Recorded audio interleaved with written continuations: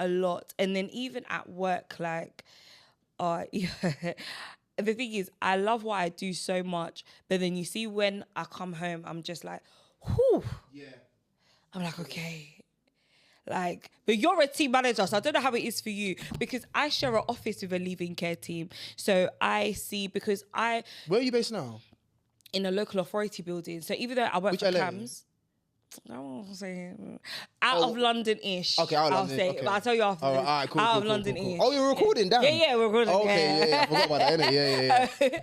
Yeah. So out of London-ish. Yeah. So and they had a barbecue today. It was so sweet. The leaving care team that I share an office with, I've never seen a team of people work so hard. But that's the thing, though. Like, I think leaving care, because obviously I'm managing leaving care now, but like I think it's important because it's like the 18 to 25. Yeah. Do you know what I mean? And it's key because it's about setting up the young people, getting ready for independence and all those sorts of things. There, it's about making sure that the local offer is sorted. Yeah, no, but leaving care is actually, it's a solid place to work. And I think for me right now, where I am, because I did like CP for such a long time and I did look after children, now the leaving care, I get to kind of relax a bit more. Yeah. Do you know what I mean? Because the team I work for, I'm specifically looked after children. Yeah. So I offer, even though I work for CAMS, I sit in a local authority building. Yeah. So they have access to you. Yeah, so which is good. Same my local authority. So we're a clinical team and we're a small team. It's just me, my manager, and another person who has the same role as me. So we offer like the children's looked after social workers consultations. Yeah. We do some direct work, and the direct work is very specific. So a lot of the social workers think that they can get direct workers if they ask, but we have to have that consultation, like a systemic consultation, to break it down. And we offer the leaving care team consultations as well. They offer it in my service as well to come to our team meetings and have supervision as well. But I need to use them for group supervision as well for the PAs and social workers, because like reflective practice. Yeah, that's what I do that for. Yeah, them as well, because for my team, it's 2 social workers and then it's 5 PAs. Okay. But I need to actually touch base with them so they can come into my team meetings and do the supervisions, because you need it. Do it. It's really good, and I've really enjoyed leading them, because I can't lie, taking me a while to actually do them on my own, because I used to like watching my manager do it. But now you're doing it on your own now, I'm isn't doing it? I'm leading them on my own. But I think, Nicky, I think you should still do social work though. I think just because with everything that you've got, I just think even if you don't practice, I just think having it there to say you're qualified social worker. Can I be honest? I have thought about it. I was thinking after our conversation. Yeah, I have thought about it, because I'm thinking maybe once my master's is done, I could do the step up. Yeah, the step up, Yeah, I could do the step up just to add it, because even when I'm talking, I catch myself in the quick reflection. Like, I talk like a social worker, but I've never been a qualified I social think Nicky worker. do it, honestly. Yeah. I really think so, because I just think it's really gonna add to what you're doing. And you don't have to Nicky practice. It's just to say that you're qualified. Yeah. I think you should do it. Because people think that social workers are just there. And anyway, we're gonna get into the myths and stuff, but let me do my intro. Hey guys, it's me, your favorite homegirl, Nicky. I hope you are feeling loved, you are feeling blessed, and it's nice to see you guys. So much has happened since my last episode. It was my birthday. I'm a whole new age. Hey. I became an auntie. Hey. My sister had a baby. Congrats. So I'm really loving the new baby in the family at the moment. I was just sharing with Nana some stuff that's happened in career-wise. Like, I got accepted into my qualifying master's program. So I'm working on being a systemic psychotherapist. Hey. So that's happening.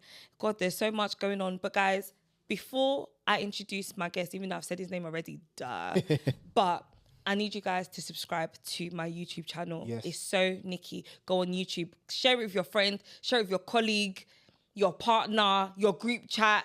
Even if you think, oh, this was all right, but someone else might like it. Good. Pass it on to them. Exactly. And tell them to subscribe. And also follow me on Instagram, SoNicky Podcast and SoNicky. So guys, I've invited Nana onto my show and he does the Social Worker and the Mentor podcast. And he's not just a podcaster. You heard the title. He's not just a social worker. I call him the social worker. Nicky, because man. what I feel Nana is doing for people in my industry, because people that see me on the internet just think I podcast, I used to do radio. But no, I've been working with children and families for. This is my 15th year. I was first qualified fresh out of college in 2010. Hey. And from then, because I was a childcare practitioner then, because my background is early years. So as soon as I got my certificate, guys, I was doing creche, signed up to a nannying agency. Doing everything. I've literally done nearly everything. But then the last 5 years of my career has been so, I want to say maybe 8 years actually, it's been so important because I've had a huge step up and more clarity into what I'm doing. And that's how I met Nana right here.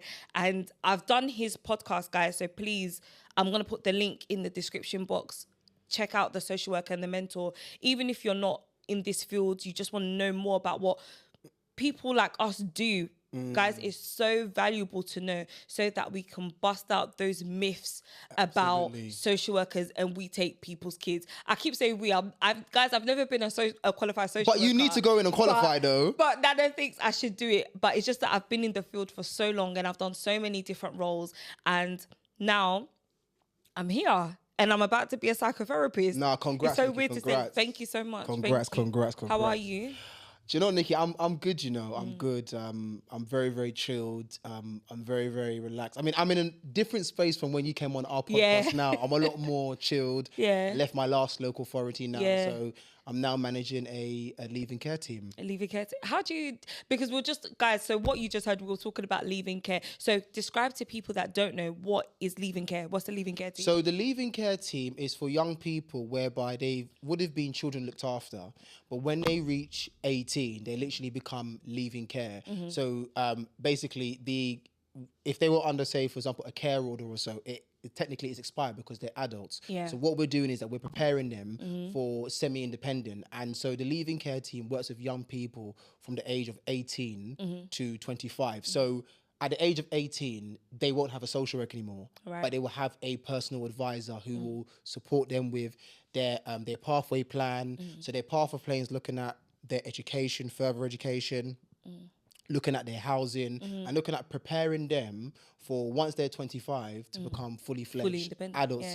So we're still the corporate parent, but we're there to kind of give them guidance, support them, and give them advice. So their PA is quite key to support them to be ready. Extremely key, because I was just saying, I don't know how much you guys might have caught of it, but then I was just saying that I share an office with a leave-in care team, and I've worked across, guys, I've worked in private, in the private sector, stats, even done some voluntary. Oh, stat is statutory. Sorry, Statutory. I'm gonna do my best to cut out all the jargon. It's because I'm so comfortable talking to you. That's I know, why. but we can let the audience we'll let you guys know, innit? You know what our jargon is. What the little things that we're saying mean. But then it's like, I've never seen a team like my team.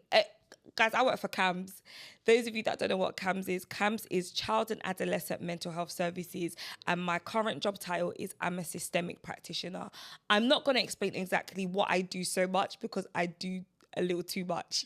Nick, you do a lot. I do a lot in my role, and the thing is, I really enjoy going to work Monday to Friday. And it's a luxury for me to say that because I don't think a lot of people get to say that or get to feel like that. I actually enjoy going to work Monday to Friday because in my team, everybody needs you because everyone thinks that CAMS, we solve every issue.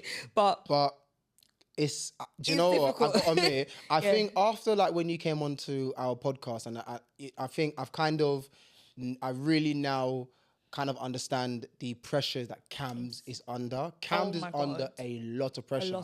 And there used to be a lot of beef between social workers and CAMS. But I've kind of started to now I'm like, you know what? CAMS are under the same pressure as local authority. Honestly, because I remember when I was leaving my previous job to go to CAMS, right? Like the local authority that I worked for, people thought that in the local authority that I was moving to CAMS in that area. So as soon as it was announced in the office that I was leaving, and then they were like, oh, where are you going? I was like, CAMS? And then people were like, listen, you better tell them that I need this referral. That is true. Because of the backlog, Nikki, though, And I'm like, guys, I'm going to another borough. It's not here. And they were like, oh, you can't even help us anyway. But then... Did they ask you what borough you go to? Yeah, I did. And I told them, I'm like, see you, bye. Yeah, innit? Yeah, because, I mean, what can you do? But it's just the state of the climate of CAMS. Guys, I just want to add, I work for an outstanding borough. as Ofsted has put. I know who it is. Yeah.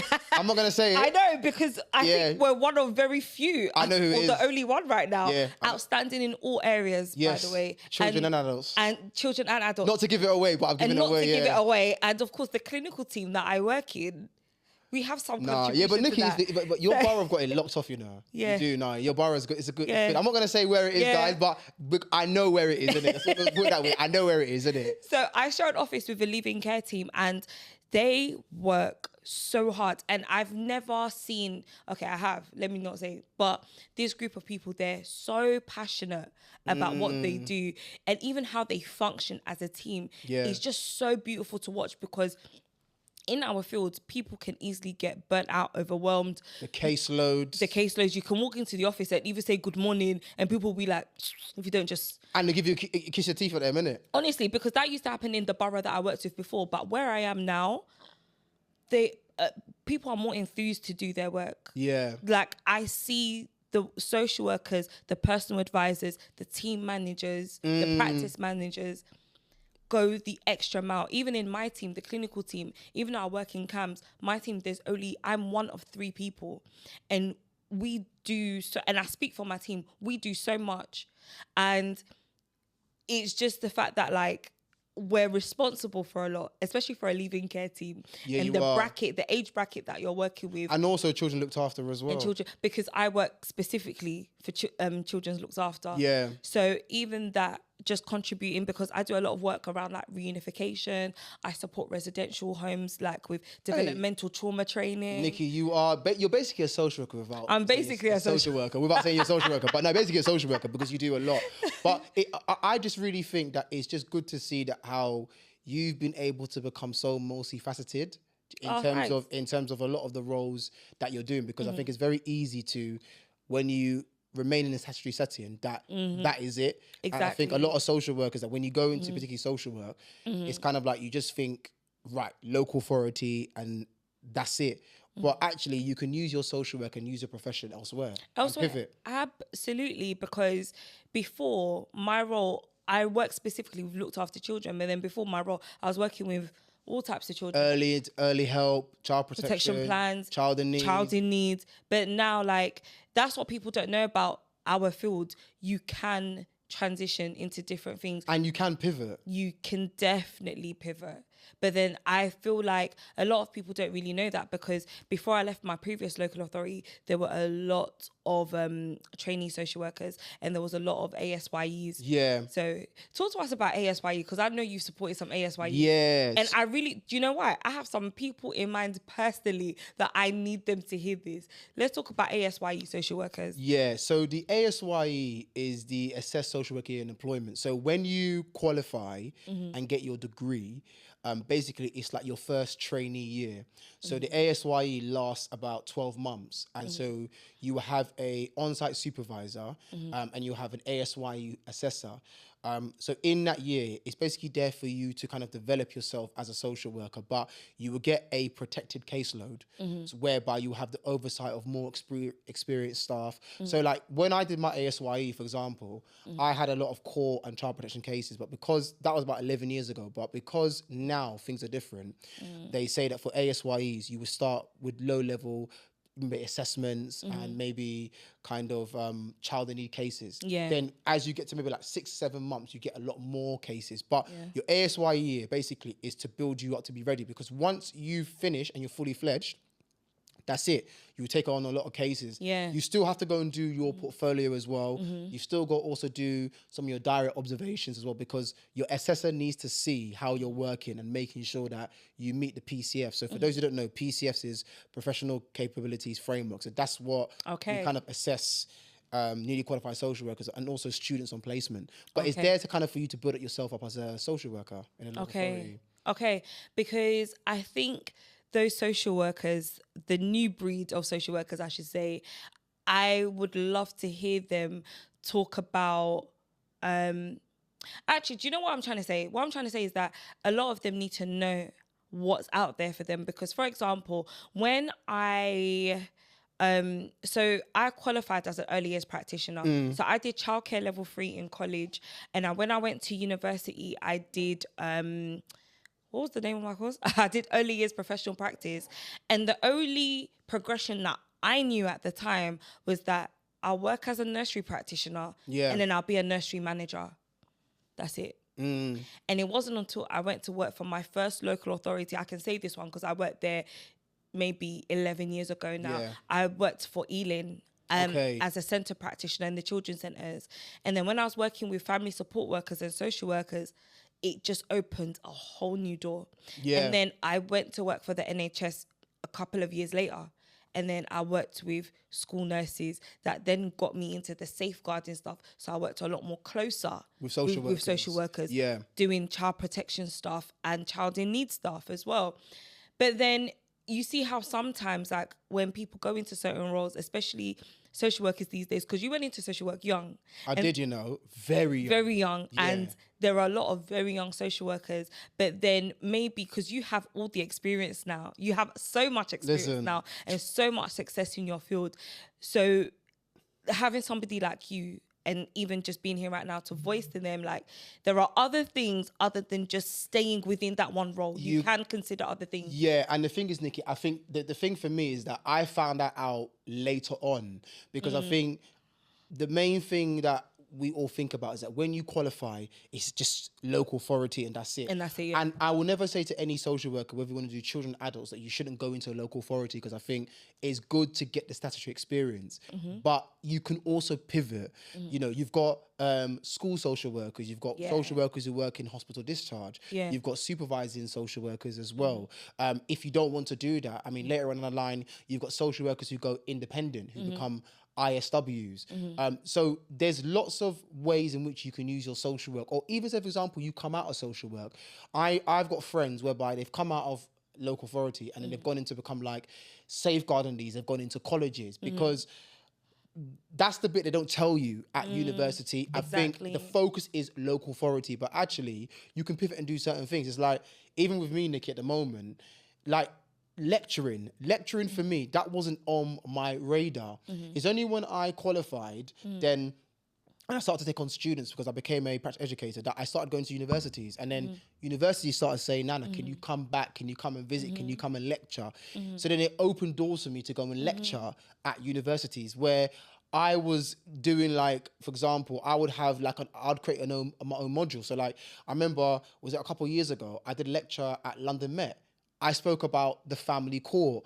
I gave real life examples. I gave real life case examples. And the students really appreciated that, because actually at university, they weren't getting the real life experience. So for students who are watching, yes, go into a local authority setting, but also as well, it's important that you think about your journey in social work. That absolutely, you don't have to, even youth, you can be a social and go to youth offending. And go youth offending. Yeah. Because, that's what I really wanted to do. That was my thing. So even me getting into systemic psychotherapy, I don't want to call it like almost an accident, but it kind of was. You just fell into it? Honestly, because during lockdown, so I was working for school nursing. I was in school nursing and health visiting. Yeah. So I was a nursery nurse. So I used to support health visitors, school nurses. I used to do health screenings. We were thin on the ground on school nurses. So I used to do like some shadowing as well, go into like core group meetings and such. And then during lockdown, I was like, is this the way the world's gonna end? Like, what about my career? What about my job? Like, what's gonna happen? But it was needed though. It was needed. During lockdown. But then when it looked like things were shaping back up, I was like, if something happens, like, I need to, like, I'm stuck in a rut. I liked what I do, but I wanted to be in love with what I do. Yeah. And what I loved, because I loved part of the job. Part of the job that I loved was, again, the safeguarding, the one-to-one stuff, like the hard-to-reach children. Yeah. When I would actually engage them, I believe if you ask any manager I've had in the last 5 years, they will tell you that that's my bag. The hard-to-reach children. But you know what it is? My bag. But what it is, Nicky, I think, for a lot of those young people that we work with, they need us. Absolutely. They need us who are relatable. Yeah. Because a lot of the times, like, when I've worked with young people, they've actually been shocked that they've got a young black male social worker from the ends. Yeah. Because, like, when you think of social work, if I'm honest, when I went into this field and I thought about social work, I wouldn't put my face as a social worker. I'll be honest with you. Yeah, because social work predominantly is predominantly a female-dominated profession. Yes. So men are the minority, and then black men are minority within a minority anyway. Do you know what I mean? Most black men don't go to social work. They'll go into maybe youth offending or gangs or exploitation, but won't go on to qualify. Yeah. So I remember when I used to have a lot of those young people, like those young people involved in gangs and county lines, they were actually surprised. They were like, "Raw, he's from the ends." Like, yeah, come man, and talk. And my managers, to be honest with you, they made that a specialist area because they knew that I was young and they knew I could actually go and reach those young people. I mean, I would go and get young people out of drug houses. I would go like late at night, go and see young people. I'd go out into the community because I didn't want to practice the way every social worker practiced. But I think my youth actually really, really helped in terms of being able to relate to those young people. Absolutely. It was. So they actually need us in this field. That was such an amazing thing to share because you're right, this is exactly what they need. Because here's the thing, there are a lot of people that they are social workers and they do an amazing job, but sometimes they're not always relatable. Maybe to some children on their caseload, but not all. But they're not all, but then not everyone will be. So that's another thing. But then I feel like with how the world looks now, that relatability is very important. So even if it's not all, I would like to have like 90% that I can relate to all the young people that I work with, you know, because like I said, that was my bag. Like when I worked in my previous local authority, I was getting specific cases to work on. Because they know you can work with those young people. Because they were like, she can do that. Yeah. Nah, like I even had a case swapped once. They were like, yeah, I could do that. Even with me, with like the young people that I had that were in the team, if they were rude to like a social worker or effing blind, they'd give the young person to me. And so I remember a lot of my young people, I used to G-check them all the time when they used to kind of get rude and feisty. Oh, bruv, you can't say nothing to me. Shush, I'm talking. What? You're a social worker. So what does that mean? What does that mean? What does that mean? That means you can talk anyhow to me. Like, do you know what? Like, I should tell you. So this week, leaving care. So there's a young person in my team allocated, come through the case example. And this young person, it's been so rude and feisty to the social worker, innit? So I called the young person, innit? And then, like, the young person is like regularly going to friends and not staying in placement. And I'm saying to the young person, oh, okay, so, you know, I'm team manager trying to speak to you. Or why are you lot always calling me? Why are you lot always calling me for? Like, you know where I'm at? I said, well, I started calling you because you're always going missing. Are you always going missing? Yeah, what? Are you busy or something? Oh, you're talking unprofessional. You're talking about unprofessional. I said, listen, you're moving unprofessional because you're not staying in your placement. Oh, who did they employ? When did they employ you? Why are you talking slang for? I'm saying, I'm giving you the same energy. I'm giving you the same energy, and that's the thing about these young people. They think you can't come to their level, but you can. Oh, let me tell you, you can, guys. That's it. Do you know what's funny today? Yeah, because my direct work. So I probably do like maybe 30-40% direct work with young people. Yeah. So I can't lie. I know the names of at least over 100 and something children because I also do the data for my team as well. Yeah. So, but then I don't know them. Like, it's just obviously me sorting out cases on the system, right? But then when you meet them and they try to give you that, and I'm like, I can come to your level too. So even with the smaller caseload because like I said, my face-to-face work is very specific, right? So the young people that I do have, sometimes when I have to meet them there, they're like, oh, okay. Yeah. But remember, I'm not a social worker though. I'm labelled as a therapist. Yeah. So the therapist is supposed to talk calm. Yeah. Supposed to just be laid back. But when you give them the energy, they're like that. Yeah. Exactly. Because when I worked in a residential, so I recently stopped working in a residential. I was working there nearly I just missed out on my third year. So so let's just say almost 3 years, right? The young people there was one young girl there. I built such a bond with her. I know that she's recently left as well. So it was... You still in contact? No, but she is local within that area. Yeah. But we won't have that much contact. But then I even went on a day out with her and the staff there after I left, just to have so that we can have a proper ending. Yeah. Because I'm not good with endings. So... You hold on to those. I had actually left the company for like 3 weeks and she didn't know. She just thought I was off, right? So I went back to the house for the final team meeting and I just went to her room. I just sat down with her and I was like, by the way, I don't work for the house no more. And she was like, are you joking? But we play jokes like that. Like literally, she was like my daughter. We're not even the same race or same culture. Yeah. But she was like my child because I used to work there on weekends. So every weekend we sit, we watch movies, we go shopping. But that's direct work though. That direct work. Oh, guys, anyone that's thinking about working with children in residentials, please hit me up. Like if you want, because it's very hard. Residential is hard. But it's very hard. But it's, for me, very rewarding because it's also contributed to what I'm doing now. So, but anyway, I say that to say that, like, with this young person, she used to have her moments, right? And then sometimes when she's about to give it to me, I'll be like, what? I'll be like, do you want to say that again? Yeah. Like, are you okay? I'm like, is everything all right at home? Yeah. That was my favourite line to her. I'm like, is everything okay at home? Yeah. Are you all right? And she's like, what do you mean? We are at home. Yeah.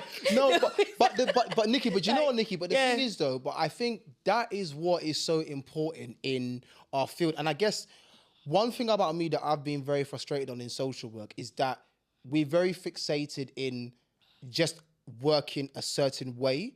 And I'm trying to like explain to, like, you know, with my platform that I do with Rob and social workers, that you need to actually bring a bit of your personality into this line of work, because I get that we're dealing with a lot of vulnerable young people and children and families, but people actually appreciate authenticity in terms of how you work. Absolutely. And that is the way that I work. Even as like a manager, when I go and see young people, I don't tell people I'm the team manager. When I go there, I just say I'm a social worker, just so I want to be able to gauge it, because sometimes when you go and you say, oh, you're a team manager, you've got a bit of authority there, so it might get people's back up. But I just go in and say, oh, I'm a social worker. But then in some cases that I've gone to be young people, I've gone and said, oh, I'm a team manager. And they're like, oh, right, your manager's cool, man. He's actually really, really cool. Do you know what I mean? But that's because I don't go in with my head being like, oh, because I'm a manager, I need to be a certain way. I just go in as Nana. Even when people and other social workers, if they meet me and they see me, I'm just who I am as Nana. Do you know what I mean? Like, yeah, I'm a manager, but I haven't lost my sense of authenticity in terms of how I work. And it's really bearing in mind. So what I'm hearing is like, you're really bearing in mind that relational risk taking as well. Yeah. Because you see, right, guys, I'm just going to explain something very quickly. So in systemic psychotherapy and also social work, I feel like I'm in supervision now. So like, so the social graces is an acronym. Yeah, it's very long, but I might screenshot the definition and you see how it's put. If I click this, if I click. But you should, Nikki, though. But then the social graces is like gender, race, ability, culture, your environment, sex. I said gender, so it's not sex. Is it sexuality? But I know what you mean. Yeah. Your culture, your race, your culture, your race, age, your environment, your age. What's the other one? It's basically. I do know this. I've been doing this for years. But anyway, there's a lot in the social acronym. The acronym is stretched out, right? So for me, so you see when you were saying about how you might not say you're a team manager, right? Because it might make you more relatable, because people think team manager. If you call yourself like a manager, a leader, someone who delegates, people might find that actually intimidating, but you're like the coolest guy. But then because you said that, people think, oh my God, I might not be able to say this. So sometimes when I'm working, I'm not a manager, but then trying to find something to be relatable. So I use the graces. So recently, I've worked with a few Ghanaian families and I'm also Ghanaian. Yeah. So it's like, you know, sometimes I just play on it, because when they hear my last name, people get confused and think that I'm Nigerian because of the way it's spelled. Yeah. But then, because I don't have the traditional spelling of my last name. But then when I walk in, so I met a family recently and the dad has the same name of someone in my family. And I was like, oh, like, that's this person's name in my family. Oh, you're a Ghanaian? Yeah, I am. And then it breaks down the relationship. Yeah. Because it's the culture. It's the culture. So that's how I've made a connection. Yeah. So that's how I'm taking a relational risk. The reason why it's a relational risk, because sometimes people use what they have in common with you to kind of, lack of a better term, to manipulate a story, or let me know. No, I know what you mean. Or to reframe, I should say, certain stories told. Because for me, I work with referrals, don't I? Yeah. From consultations. So I will have something down, but I have to go in with an open mind. But then when I met this family, and from what I know is that they don't have the best relationship with professionals. But then I can't lie, when I go to meet families, you think, what kind of cartoon did you like get cut out from? Yeah, no, it's true. Because when I walk in, I'm like, hi, and you know. But it's about Nicky breaking it down though. But I guess, Nicky, do you know what? Probably where it's easier for you is that I guess people haven't got their guard up.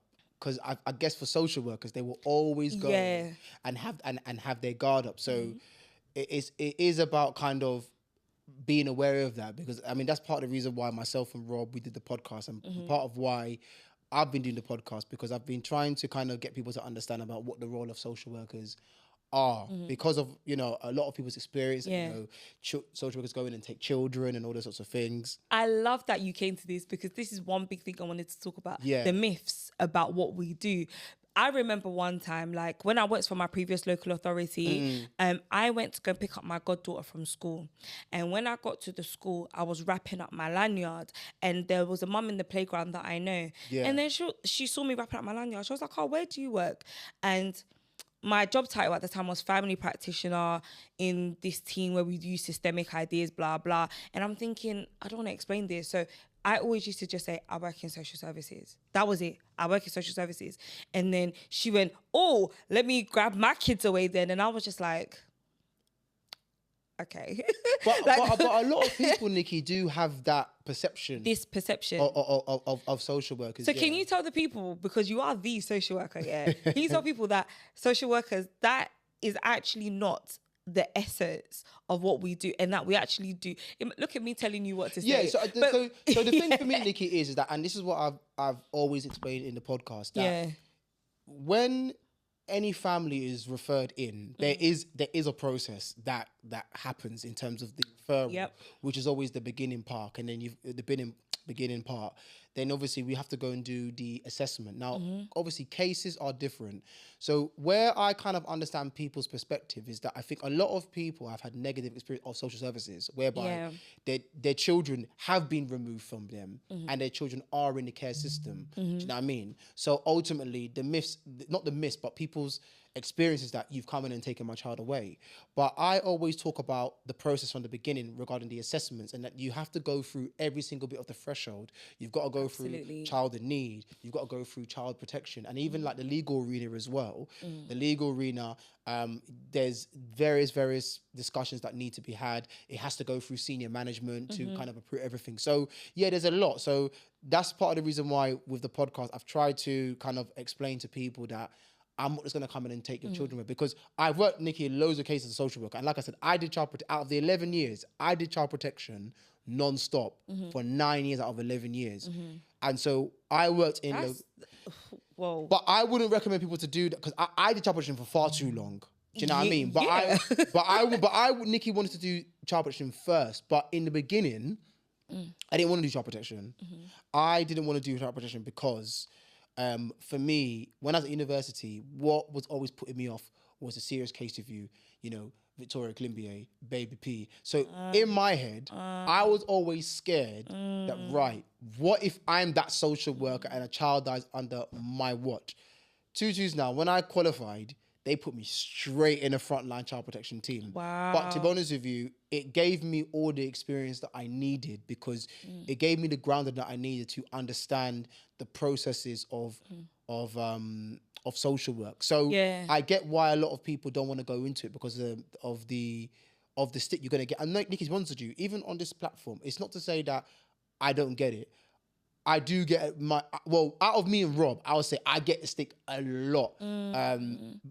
Because obviously, I think lots of parents who've had experience with social services, they will probably see that social workers are now visual. You would have seen on social media now, social workers we're now visual now. Yeah. A lot of us are. But for a lot of parents, seeing us being visual and us talking about our own experiences through our own professional lens, it can be very, very triggering for a lot of parents when we're saying that these are the processes, but their experience might be very, very different. Very and that's the bit that we have to listen to. Because also, and another thing that I do say is that guys, like this job, like what we do is not the easiest job. Nikki, it's not easy. I love my job, and I know you love what you do. You don't even tell me. I know you love Nikki, what you do. I love being a social worker, Yeah. but Nikki, it's a very, very, very hard, taxing job, because I'd say to be a social worker, I mean, your life, to be honest with you, the work you have to put in, your caseload, is a lot to be a social worker.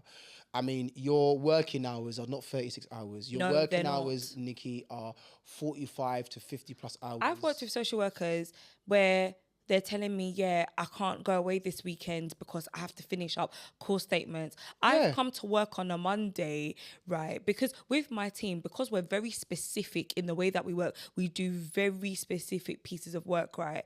I can shut my laptop off on a Friday at 5 o'clock and be like, do you know what? This was a great week's work. Not for social workers. Social workers that I work with are completely different. I can come to work on a Monday. I see emails from social workers Saturday at 5 p.m. Saturday at 5 p.m.? But Nikki, this is the reality, and I'm glad you're talking about this. Is the reality of what social workers are dealing with, because even at a point for me, like there was times whereby I was working maybe till 10 o'clock, and then I'd do a home visit, maybe 8ish, get home at 10, eat, watch an hour of TV, go to bed, and then back up at 6 o'clock and then go into work. There was times where I wasn't actually going to take in any annual leave, to the point that my team in the beginning, in my early days, was saying, Nana, you got to take annual leave. You need to rest because you're working too hard. It very much is a selfless job. And I think this is the reason why I'm so passionate, because the system for social workers needs to change, because the working conditions are so poor for social workers. You've got high caseloads. You've got issues with pay. You're always under a lot of scrutiny to be a social worker. And I'm not saying that you haven't got rogue social workers, because there are rogue, but the social workers who do want to do good are getting very much, Nikki, burnt out. Do you know what I mean? I've seen it happen. I've seen it happen in my previous roles. The previous local authority that I worked for, I would get, let's say I would have like a particular case, right? I'll be emailing the social worker. This is a newly allocated social worker to this particular case. A week later, I'm emailing them. Where's such and such? Oh, they left. Yeah. Why? It was too much. It's too much. I remember, again, an old workplace.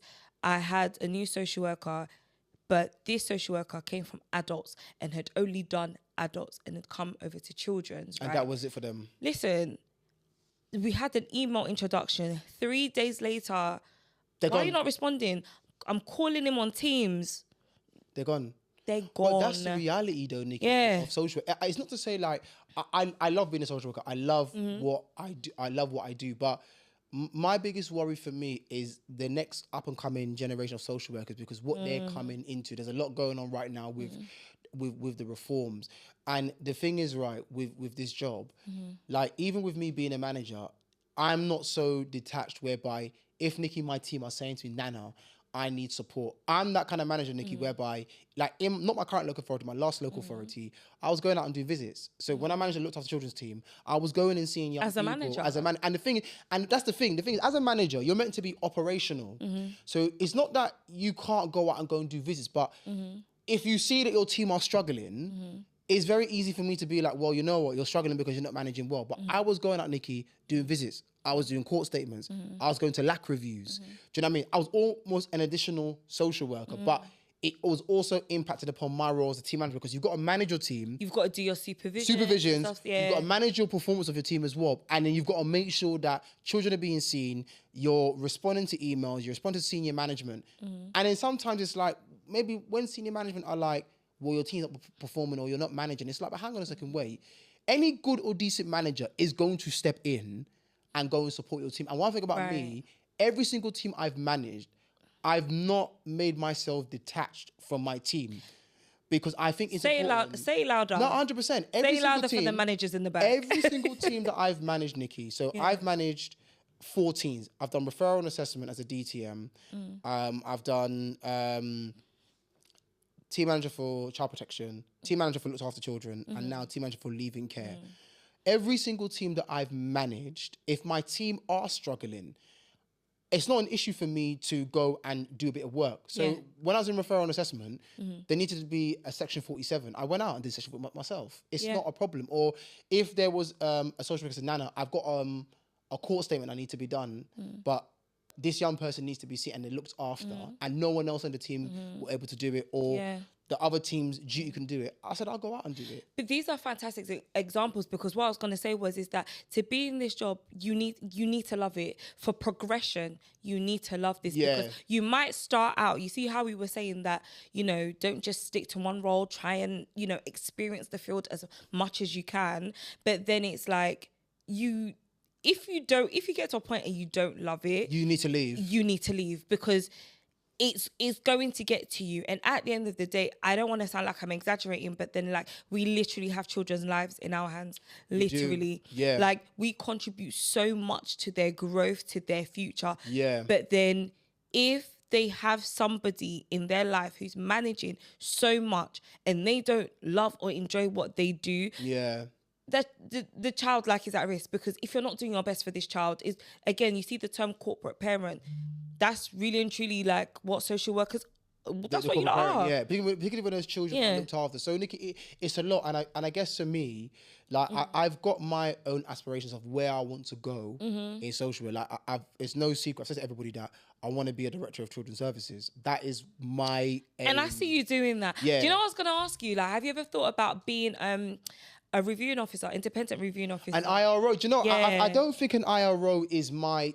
don't think it's me. Really? Honest, no. I don't think being an IRO is me. I think for me, I like the management and the leadership, because I want to change social work.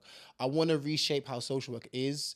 And I need to, Nicky, be in those rooms. I need to. I think there's a lot going on in terms of like, you know, you've seen what I've said, racial inequality within social work. Absolutely, and a lack of representation. And like I said earlier, there's not a lot of black men in social work anyway. And so for me, I absolutely need to be in those rooms. And that's the reason why, you know, you've seen me, I've gone down to Parliament, you've seen me with the chief social worker. I don't believe, Nicky, for me as a black man in social work, that there's no room that I'm not allowed to be in, and that actually there's every single room I need to be in. So literally, there's times, Nicky, where I go into these rooms and I'm the only black man there, but I command the room. I actually make sure they listen to what I'm saying, because I think a lot of the policy makers, a lot of them, in my view, haven't got the frontline experience that I have. A lot of them haven't got the lived experience, or they haven't come to the ends to actually go and see what's going on. Absolutely. And that's why I put the challenge to them and say to them, yes, you're doing all these reforms, but have you gone to like South London and gone and see what's happening? Or have you gone to a London local authority? Have you gone and spoken to social workers to understand what's going on? Because it's very easy to go and make a policy, but you need to be able to have the practice experience and go and speak to social workers, or go and meet your families. Speak to the people who are affected by these policies and are led by these policies. Yeah. So you have such a strong point. And I think with everything you said there, it brings me to the Social Worker and the Mentor podcast, because guys, when I first saw, so I was scrolling through TikTok. This was like nearly 2 years ago now, This is funny, guys. Yeah. Oh, this is nearly 2 years ago, yeah. So this was nearly 2 years ago, and then I was on TikTok and I saw a social worker podcast. That's how I remembered it. And I almost scrolled past. I said, "Hang on a second." I was like, "Social workers doing a podcast," and I was just like, "What?" And for me, it's like, for me to talk about what I do when I was doing radio and stuff before, it was a bit like, I didn't feel like anyone wanted to hear it. That's how I genuinely felt. I felt like no one wanted to hear it. I like what I do, but does anyone else even care?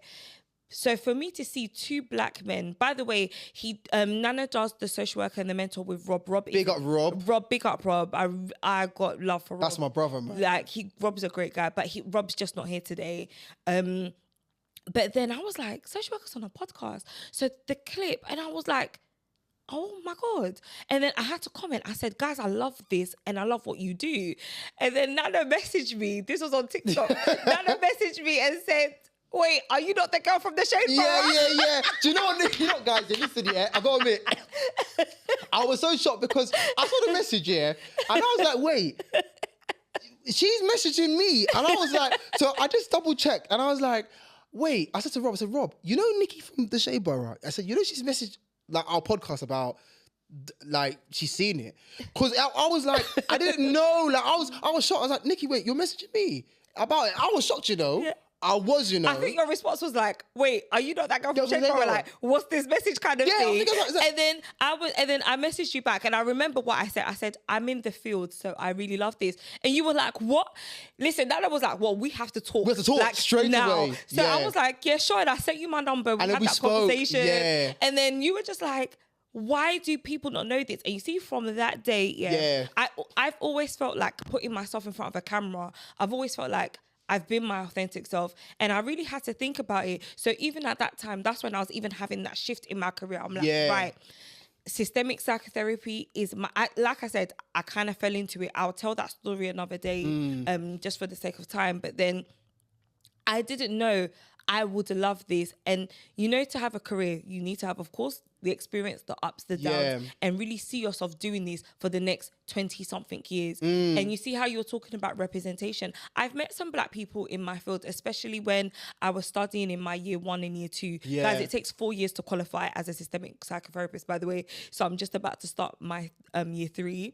And I was like, nah, there needs to be more. Even when I think about being relatable, even working in CAMS and having that representation there about, listen, Nicky, CAMS are just not ignoring people, and me having that role of, I also sit in a local authority, but I do belong to this other team. Just these changes in my career. So now I can't lie, when it comes to career, even though I've got 2 years of study ahead of me, while I'm working full time, by the way, I'm comfortable because this is what matters to me. Podcasting matters because I like to talk. But the thing is, I never knew I'd have 2 careers for talking, because systemic psychotherapy, that's what we promote. Well. Talking and communicating. But the thing is, Nicky, though, but the reason why I felt it was so important that people needed to see it, because I think, like, particularly with us being like podcasters and content creators, and I think for myself and Rob, because I remember I saw a clip, was it last week, and last week before, where I think you mentioned about male podcasts. Yes. Now the thing is, right, me and Rob, before we started, I remember Rob was going through his phone list. He said to me, I was looking to see how who we could who would be good to like start something with. And then he was like, Nana, Nana's like, I worked with him on cases. And then Rob was like, let's start a podcast about social work and education.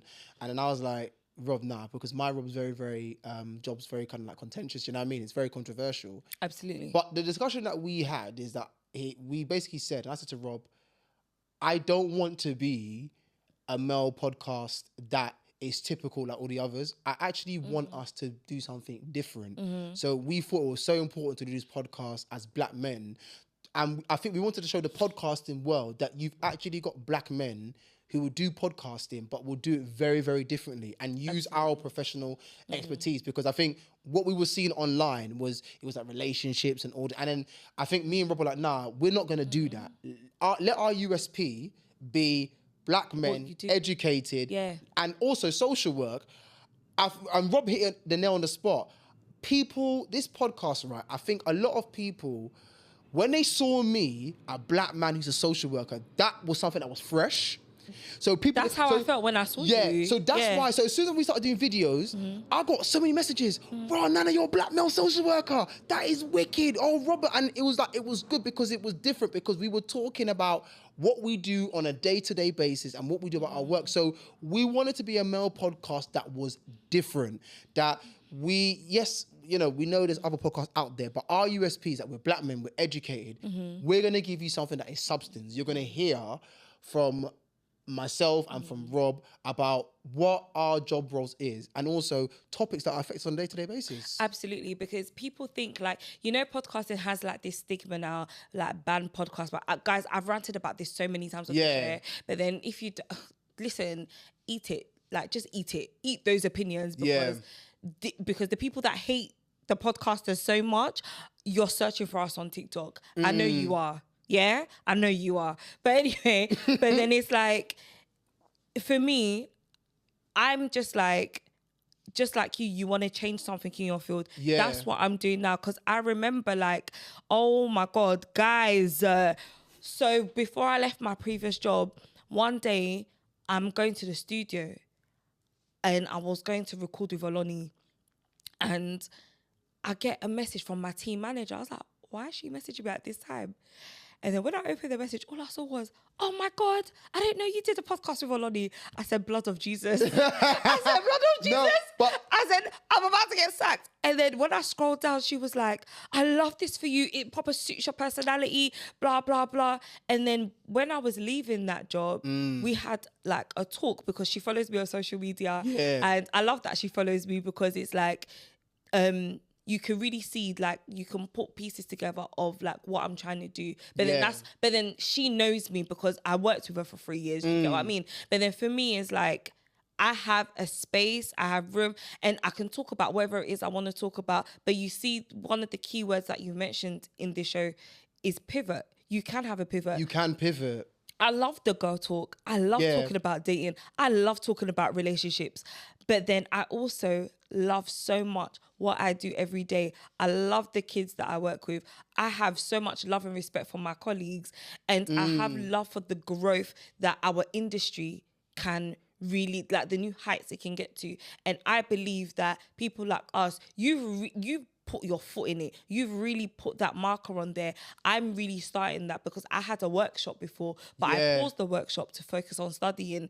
But then I believe that, listen, I've put my foot in there. I have data from my workshop. But what I'm trying to say is that I've got this platform to grow and change something. So that's what I'm going to do. I always said, listen, I'm actually going to do something for my community. People might not see it because to some people, I'm just that girl that did a show on Shadesborough. I'm just that girl on this podcast where we talk about dating and stuff. Nah, I'm a whole bunch of things. All of those things too.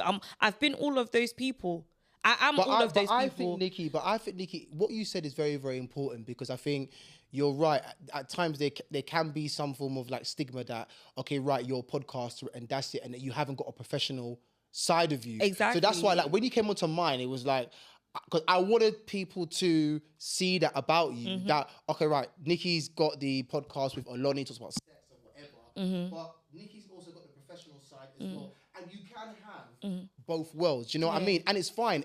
As long as that doesn't, because I think the main thing about us in our field is that because we're visual, so like for me now, in the social work world, Nicky, everybody knows me in the social work world. Everybody, directors, senior managers, everything, you name it. So it's like when I go to things, it's like everybody is like, oh, Nana, can I get a picture? Can I get a hug? Do you know what I mean? No, a picture and a hug. Yeah.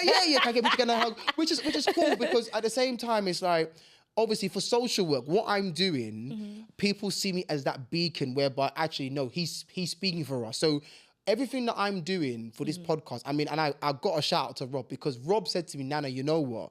You are a black male social worker, yeah? And you see with this podcast, you can actually be that beacon of change. So Rob was like, this is what I want for you. And, you know, 4 years down the line, he wasn't wrong. And for me, Nicky, it's like, this podcast, what I'm doing, it's not just about putting myself out. I mean, it's putting myself out there, but the main thing for me is about social workers. We've never, ever had a foothold ever when it comes to media and representation because as a profession, we've always been silenced. This podcast, and I'll tell you one thing, the first local authority, Rob is still there actually, that we worked for, they didn't want us to do this podcast, you know, they didn't. It got to a point whereby... That's why I keep mine... but we'll talk after. But basically, the local authority didn't want me and Rob to do the podcast because, as far as they were concerned, me and Rob work for a local authority. So how can you guys go and do a podcast? And I remember I was speaking to Rob about it, and we were like, "Well, it's not within work hours, so we're allowed to do that." And it's not about it's not about the local authority. The director got my head of service to speak to me. And so I remember my head of service, he's cool. He was a black man. He's so cool. And he's like, "No, listen, do your podcast.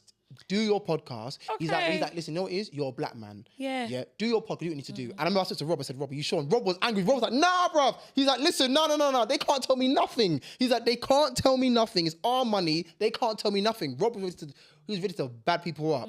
Anyway, now, me and Rob, we leave. The local authority like, oh, you know what? We're seeing it blow. Can we have a take in it? And we're like, no. You lot are the same people that you say you don't want us to go to your podcast. You didn't want us to have it. So even now, Nicky, with it, everybody has seen how that podcast has grown. And what people like is that I'm a social worker, but me and Rob are so authentic. We use our professional jargon, and we're black men, we're cool. And that's what, Nicky, I carry with me in these arenas. Yeah. I carry that with me in those arenas. And I know for me, a lot of it, Nicky, is about breaking barriers. Yeah. And the thing is, like I said, like when I went to Parliament in 2020, I mean, you've seen the speech when I went to Of Parliament. course I have. Yeah. And it's like, I got people to really listen to me in terms of what I was saying and the way in which I said it. So even the political stuff now. It's not even that, but then just what you did, being able to like literally enter Parliament. Yeah. To speak on behalf of your All profession. social workers, yeah. And all social workers. Anyway, I haven't done my research, but I don't know when I've even heard of that before. In the 15 years of being in this field, working across different sectors, this is our time to break down stuff like this. Yeah. This is our time to showcase that, listen, not just, I was going to say something, but it's going to sound, no, it's not going to sound. But it's thinking, but then it's to like, have a foothold. Yes, we really do. And we need to take hold of what we do. Yeah. Because at the end of the day, they can change legislations. They can change so many things, the way we practice. But we, as people on the ground, like even you talking about being a team manager, but you're doing visits, you're supporting your team. Like, we do the work. So we actually need to have a huge stake in what we do. And if part of that stake is just being out there and voicing what we do, showcasing how we're able to change our community. This is it, Nicky. And have a change in our profession, the way we progress. Yeah.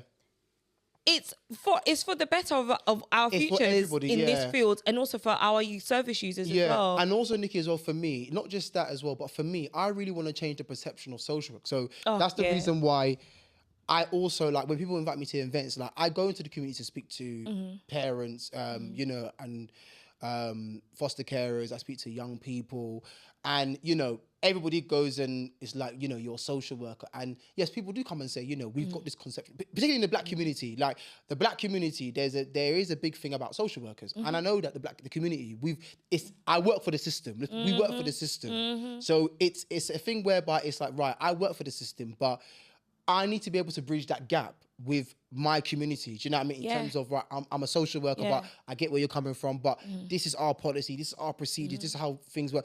I get parents who message me on TikTok and ask for advice, you know, on Instagram. They message myself, they message Rob. We speak to them. So I'm not so far removed whereby if somebody asks me, Nana, can you come and speak to the community? I go to where the community is at. And that's what I'm trying to get the leaders to. I'm trying to get them to come and speak to the community. And I know that it can be quite difficult. It can be quite difficult for them because, you know, you're a social worker, and I get, for some social workers, even letting people know they're social workers, it can be quite a difficult thing. But I'm proud of what I do. Somebody has to take the bull by the horn and be like, you know what? I want to be a game changer. And for me, I need to change how this profession. And here's the thing, I don't think you realize, but someone that's watching you, for me anyway, you're definitely doing it. Like, I don't think you've only just got your foot in it. You're like halfway there. And I only say halfway there because it's like making changes and stuff. It takes time. Yeah. But you are recognized by the people who you want, like, to recognize you. Yeah. Even the thing with Parliament, I remember seeing that video. I was like, hold on a second, where is Nana, please? Yeah. You're sitting in Parliament and you're actually changing and shaping our profession for the better. Yeah. So this is why I needed you here today. I course. didn't want you here. I needed you here. Nicky, of course, today. of course. I needed you here today because people think that, like, especially, like I said, even in this field, hello, we don't just talk about who's going to pay on the first date. We're talking about how we're progressing and changing our communities. That's what we're doing. Yeah. That is really what we're doing. People don't know that I ran a workshop for 210 children before. Yeah, and I know that because you told me, you know what I'm saying?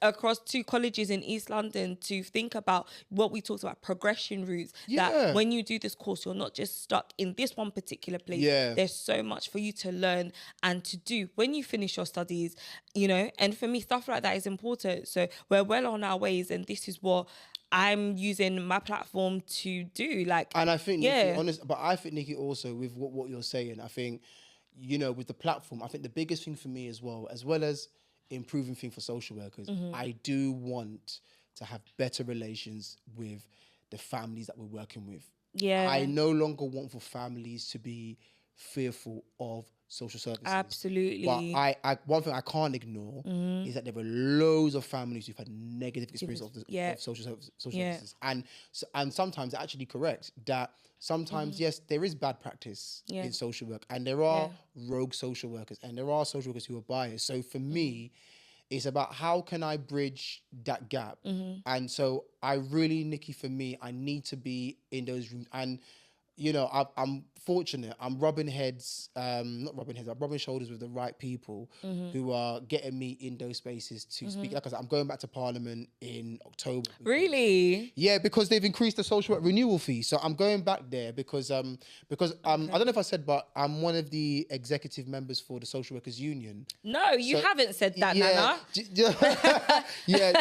So I'm one of the executive members for the Social Workers Union. So I'm doing a lot of work in terms of policy, in terms of campaigning for social workers. So when I go in October, I'm meeting with MPs anyway. And so because our regulator has raised the fees, I'm going down there in Parliament to go and deal with it, to go and say that, you know, you've done a consultation, you haven't listened to us. These are the things that are very much important for me, for social workers across the country. Now, if I can be their voice, then absolutely. But where I know, Nicky, I can make the difference is leadership. So for me, that director role is something that I'm really striving to become. And I think it will be a statement for a young black man such as myself to be a director of children's services. Where I work, our lead, what was his job title? But he's just gone to another local authority to be a director of children's services. And we'll talk about it after. I know who it is. Yeah, I know who it is. Yeah. I know who it is. And he's going to be so amazing at that job because he did lead us to... Yes, Nicky, you know what I'm saying? Nicky, don't gloat. Don't gloat. But no, actually, no, you should gloat. You should gloat. Of course. I was in that role for 3 months, and Ofsted came, and I had to present to them. Oh, did they audit all your cases? I had to present a case, and the thing is, Ofsted inspector, he literally stared at me. He got there 9 o'clock on the dot, not a minute before. With his lanyard, his little laptop. Everything. And then I went first because it was me and my colleague. My manager was away. Yeah. And then I was like, okay. And I was shaking the whole time because me and Ofsted, we do not go together. They are quite intimidating to me sometimes. No, but you know your cases though, Nicky, though. You know your cases. And I had just started. So I was just like, oh my God, I hope what I'm saying makes sense. So I went through the case. I think I talked for about 10, 15 minutes. Yeah. And then he literally just, like, we were sitting down at a table, just stared at me like this. And when I was done, he went, great, thanks. And that was it. And I was like, wait, what? I was sweating bullets. Was it a full inspection or was it the ILAC inspection? Was it a full inspection? It was a full inspection. Oh, it was a full. So they were there for the 2 weeks. Oh yeah. Yeah. But we just had our inspection. I know, because that's why we had to wait for you to come here. Yeah. Yeah. How did it go? Do you know what? It went okay. Do you know what it is? It went okay because it was like when they came in, people were like, it's often like, listen, they're often inspected. If you know your case, you know your case, innit? So even like one of the cases they audited in my team, I knew it was coming. Yeah. And basically the inspector, he went and he looked at he spoke to EDT the night before, innit? But I said to my senior managers, you know what? Because I know that they're gonna look at this case, let's just prep in it. So we prepped. So I remember when they came, I mean, it was a group of us anyway, and they spoke. You know, they spoke to me as the manager. What's your escalation process? I spoke to them. So I was fine. So right now we're just waiting for the outcome. So we're not going to get it for a while. But okay. I hope it all goes well. No, I think we did good. It can't be like the last local authority I worked for, because you know what they got. Yeah, twice. And it can't be like the last one I worked for as well. Yeah, let me know. Let me know. The last local authority, boy, trenches. But we have to go. The time has gone so quickly. Is that how quick it's gone already? Literally, like, so quickly. Nicky, that's gone fast, We've even got a little bit over. But of course, you are invited back anytime. Listen, Nicky, we got to do part 2. Yeah, we've got to do part 2. And I need to come and do panel as well. We've been talking about it for over a year. Listen, Nicky, you got to do a panel. I need you to come on. Do you know what? I need to do a CAMS panel, you know. Is it? Yeah, I need to do I'd love to do it. But please tell people about the podcast and where to find you. So we can hear or look at there. That's your camera. Yeah, so guys, so you can find us on the so we're called the Social Worker and the Mentors, myself and Rob. We're on TikTok, we're on Instagram, we're also on YouTube, we're also going to be on Apple. Our Patreon is also live as well. Ooh. So you're seeing a lot of stuff. So yeah, just go onto YouTube, you'll see myself and Rob. And if you do want to come on as a guest, it's the Social Worker and Mentor at gmail.com, and just put it for the attention of Nana and Rob. So that's where you can find us. Amazing, guys. Nice. And also, guys, can I just say something real quickly? Yeah. So I know my voice is a bit off this episode. My voice sounds very raspy. So let me tell you how I lost my voice. Right. How'd you lose your voice? So those of you that follow me on Instagram, you know I'm a huge wrestling fan, okay? Oh, yeah. Oh, yeah. Nikki, did you see my story when I was screaming? I saw you. I even saw you watching, was it WrestleMania? What, the other day? Yeah. Oh, that was SummerSlam. SummerSlam. Yeah, SummerSlam. So guys, WWE had a huge event, SummerSlam, right? And here's the thing, because of the time difference, I'm not really a late person. I have a bedtime. Right now, it's actually past my bedtime. I'm in bed between 9:30, 10 at the latest. But then because of the time difference in America, I was up from, what time did the show start? 11. Yo, when it was like 1:30, guys, I was gasping. Listen, I was gasping for air. I was holding on to dear life. Did you watch all of it? I watched all of it. All of it. On Saturday, I watched all of it. Sunday, I fell asleep during because they did it for 2 nights. So there was a match, right? CM Punk versus Gunther for the World Heavyweight title. Guys, I'm not going to go to the match, but then the biggest plot twist happened in that match. And I started screaming. Guys, I was laying down when it happened. Can we tell them what happened? Let's tell them what happened. Okay. All right, okay. Let's tell them what happened. Okay. Right, guys, this is what happened. Nicky's so gassed. Oh my God. Guys, this is what happened at SummerSlam. So basically, a few weeks before SummerSlam, Seth Rollins won the Money in the Bank. Those of you that are not wrestling fans, the Money in the Bank is a ladder match, right? Yeah. And basically, 6 guys competing. Of course, you're beating each other up to climb to the top of a ladder to grab a briefcase that is suspended above the ring. And in that briefcase is a contract for a world title opportunity. Which you can cash in at any time. But that's the twist. You can cash in at any time. So let's say, for example, if me and Rob were in a ring fighting, which would never happen. I said me and Nana. why am I thinking about fighting Rob? What did Rob do? Rob, what did you do? What did you do to Nicky?